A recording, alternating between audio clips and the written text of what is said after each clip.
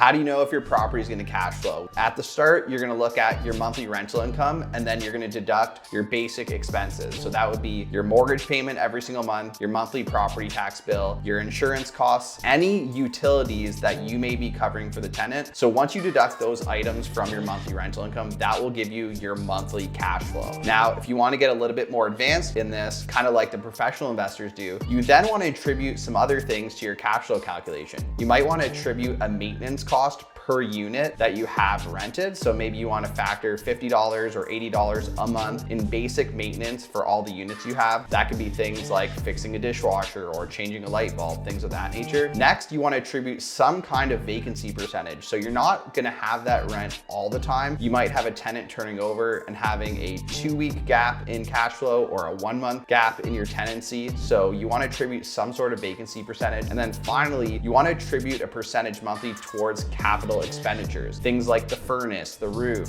the windows, all those things are going to have some sort of time limit associated with them. So if you're building in a reserve to actually pay for those things in advance, that would be the approach an advanced real estate investor would take when calculating their cash flow.